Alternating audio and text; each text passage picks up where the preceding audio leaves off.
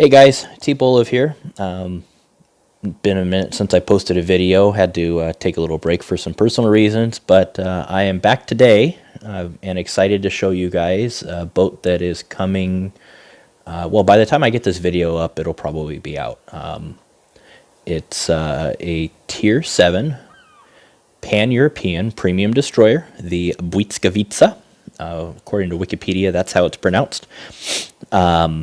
Or something similar to that. My Polish is terrible, so I apologize. But yeah, it's something close to that. You can Google it and find the Wikipedia page, and there's a little audio clip that will pronounce the name for you, so you can or come up with your own name, as some of my friends have done already. So, anyways, the boat, Tier 7, Pan-European.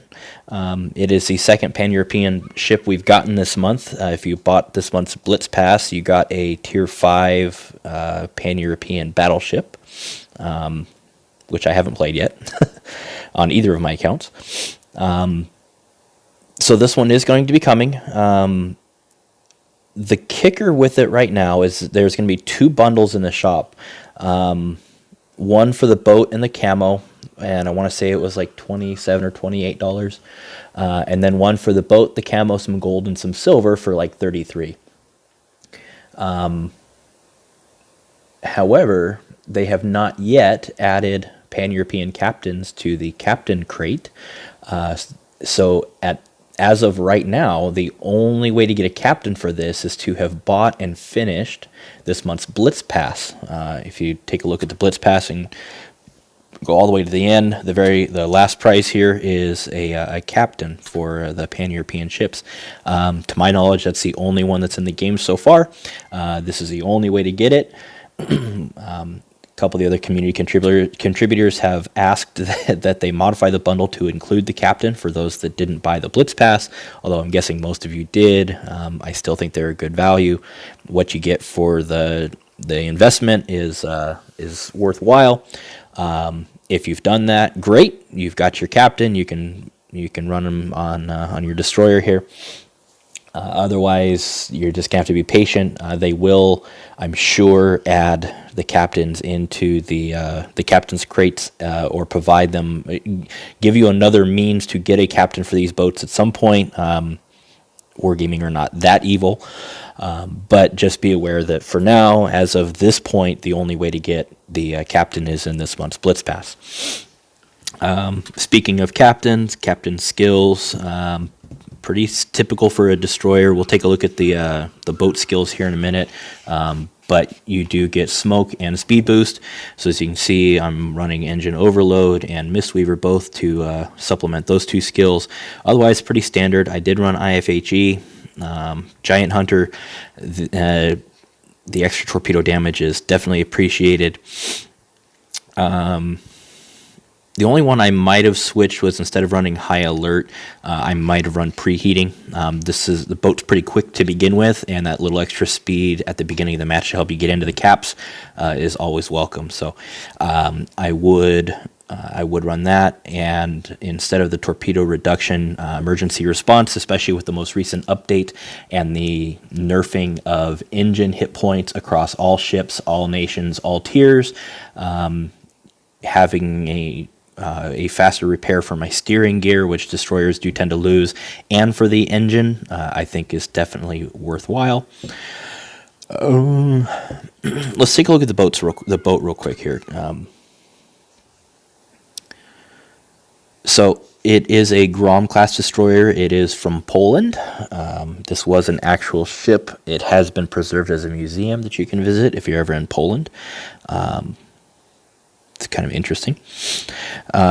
Hit points 14,950.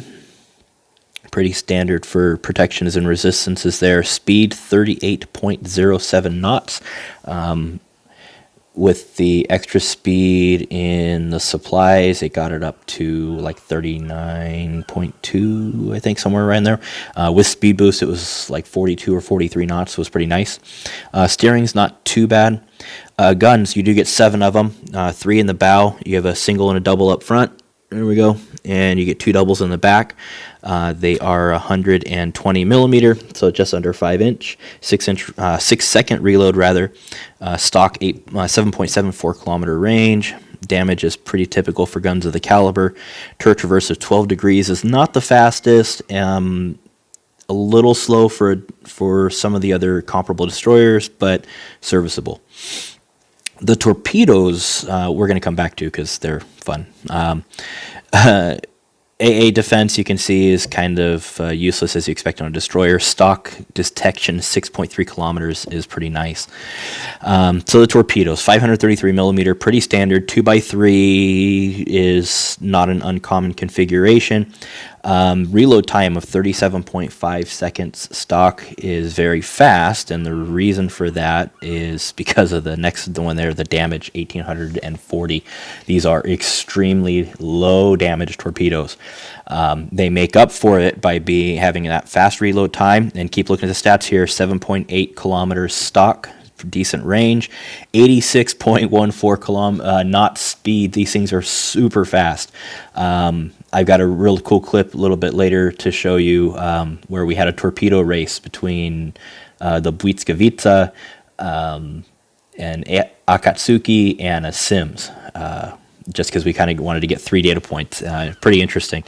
Obviously, you know who wins, but 33% chance of flooding as well. So what you're getting here, you only get 2 times 3, so you're only getting 6 torpedoes in the water at a time, and they don't do very much damage. The damage is super low. I haven't even looked, but I already know it's way lower than anything else. But they've got good range, great reload time. Typically, it was not uncommon for me to put torpedoes in the water, and by the time they've hit their target, I'm 10 seconds away from being able to put more of them in the water. So the reload is really quick. The range is good on them, especially with the historical camo. We're going to get up to an 8.11 kilometer range, and running concealment. We actually get concealment down under 5.5 kilometers, so you have a really nice stealth torp window. They're stupid fast, which means that your target doesn't have as much time to respond to them. And they have a great flood chance. I don't think there's anything else in the game that's got above a 30% flood chance that I can remember offhand. I know there's a couple of boats that come really close to it, maybe a little bit over, but 33 is definitely going to be the best in the game. So it's a little bit different than what most people are used to, but and it does suck watching torpedoes hit and not really doing much. But I mean, I was getting multiple floods per game, and it was still a lot of fun. So that's for stats. Elite bonus, advanced rudder. You can take. I went with elite torpedo operator. I wanted that little bit of extra speed on the reload time, so that was what I ran when I was playing it before. Camouflage is pretty typical. You get a little bit more range on your guns and your torpedo. You do get a little bit better surface detection. And so with the historical camo and then running concealment in slot 3, like I said, I got down under 5.5 kilometers concealment, so that was very nice. I did take turret traverse in slot 1, steering in 2, and concealment in 3. So this was, we'll just peek real quick and see what it looked like as in the configuration that I was playing it in. Come on. All right.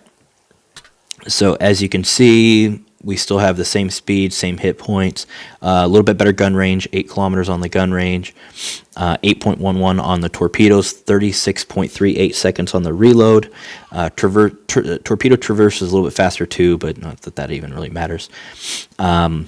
So this is basically how it was when I was playing it. Turn time 4.82 seconds on the rudder. It's not the most maneuverable destroyer, but it's not too bad. So let's see. I think that was it. We went over captain, elite, equipment, stats. Yeah. So I've got a game and another clip to show you guys. So let's jump into that. All right. So first, I thought we would show you the torpedo race that we had. So. On the left there is good buddy Lost Soul in The Sims, and on the right is Farrell from D-Taco, good buddy of mine that we've played for quite a while together. And I mean, as you can see, even the Akatsuki's torpedoes that are very quick, no hope of catching the Błyskawica's, I fucked that up, whatever, torpedoes. And yeah, so it was very clearly never going to be a fair race. And then I've got this game for you guys. It's just one game today. It is the full match, though. I didn't have any super high damage games in the 7 or 8 that I played. I'm not saying it's not possible, but I don't think you're going to see that consistently in this ship. I think that this ship's strengths lie more in its stealth than in its supreme firepower. It's going to be more of a support ship and more of a cap control ship, I guess. And that's really the way I played it here. So I thought this one was pretty good. I was pretty pleased with the way this battle went. Even though, again, I didn't put up any massively huge number. I thought that this battle pretty well showed what the Błyskawica can do.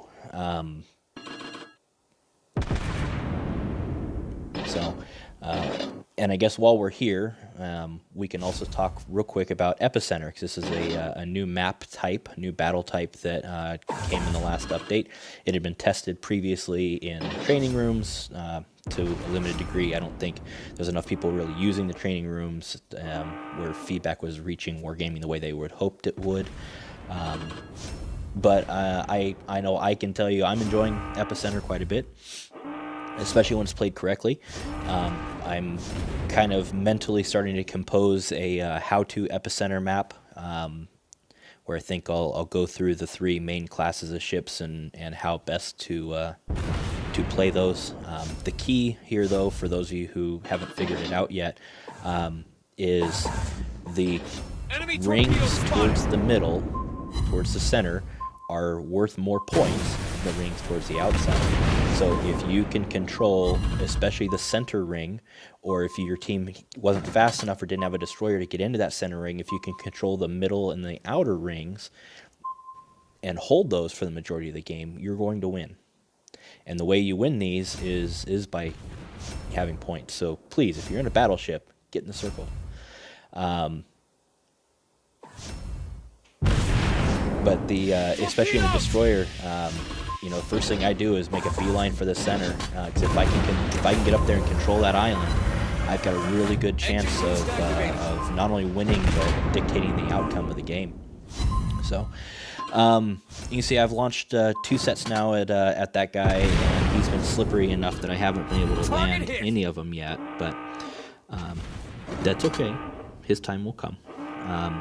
The AP on this boat is not too bad. The 6-second reload is about right. The guns are decent, especially the AP against other destroyers.